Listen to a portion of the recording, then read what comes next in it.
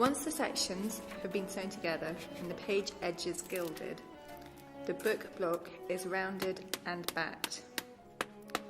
The spine is rounded, with the face of the backing hammer working directly on the bench.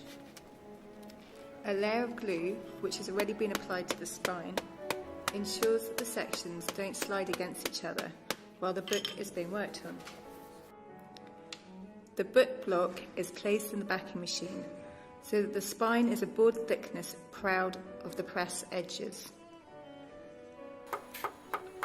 Starting with the middle sections and working outwards, the backing hammer claw is used to fold the spine edges of each section over the next section.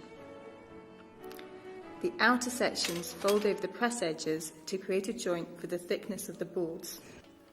The metal roll is then brought over the spine several times to smooth out any irregularities and sharpen the joints.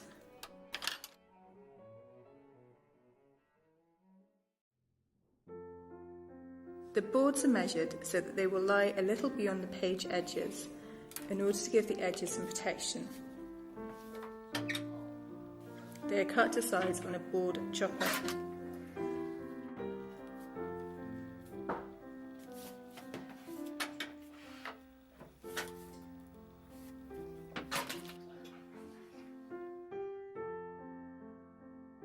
The headbands are sewn by winding 3 different colours of thread in a particular way around a core made from cloth and thin card.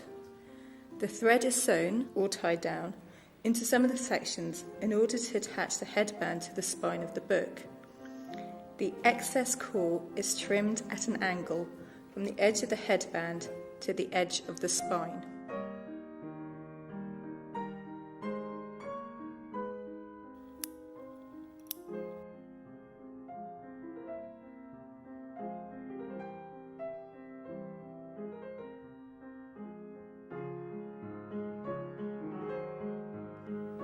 The linings are glued to the spine with animal glue. The spine is first lined with a strip of mull, which gives a good key to the glue and ensures that the other linings are held firmly in place. A shorter and wider calico strip spine comes next, and then a strip of craft paper. Each layer is rubbed down well with a bone folder. The extra width of calico will be used to reinforce the joints. The spine has been left to dry and sanded smooth. A hollow is made on or off the book by folding and gluing craft paper together to form a tube within the width of the spine.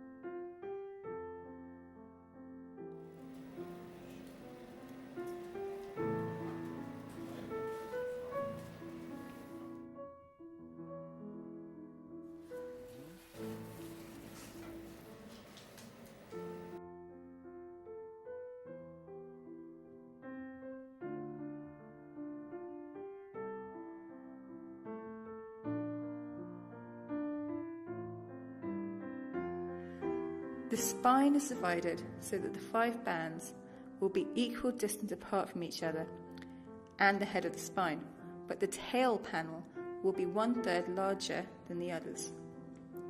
This is done purely for aesthetic reasons.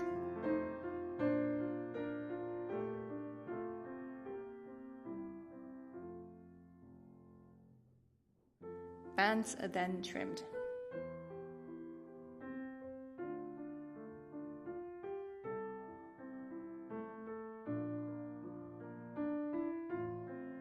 The leather is cut to allow a good sized turn-in all around, and pared thinner where necessary. The outer surface is damped down before applying cold water paste to the other side.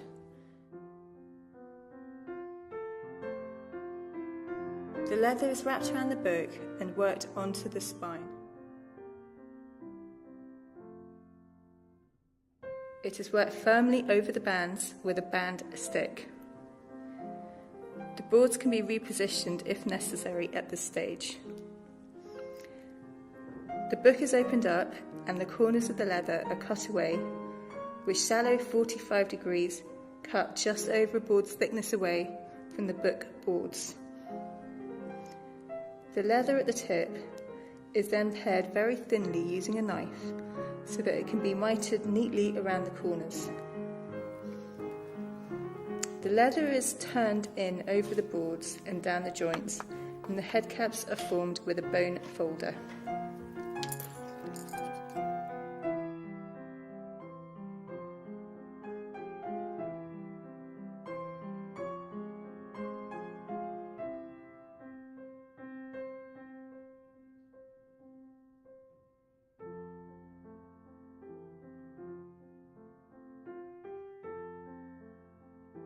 The bands are made more defined with the use of band nippers.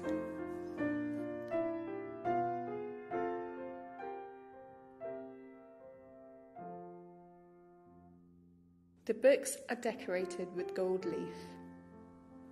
Glare is applied to the leather before placing the gold on.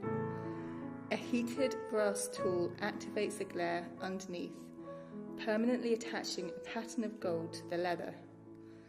Any loose gold can be cleaned off. The bindery has a variety of rolls, decorative tools and palettes. A spine is decorated with palettes and centre tools.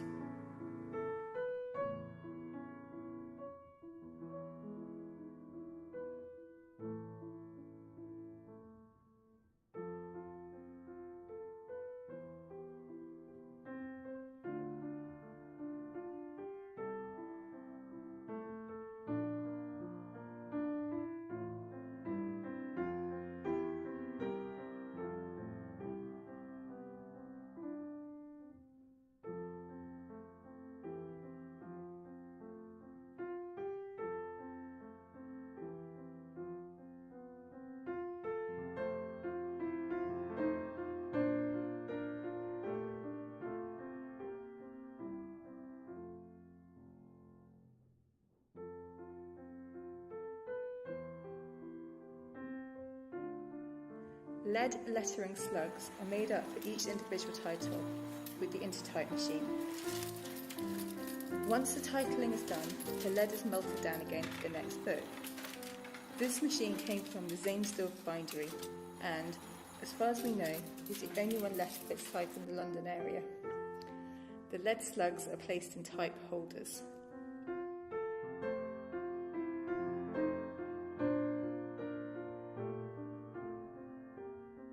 These are used in the same way as the decorative tools.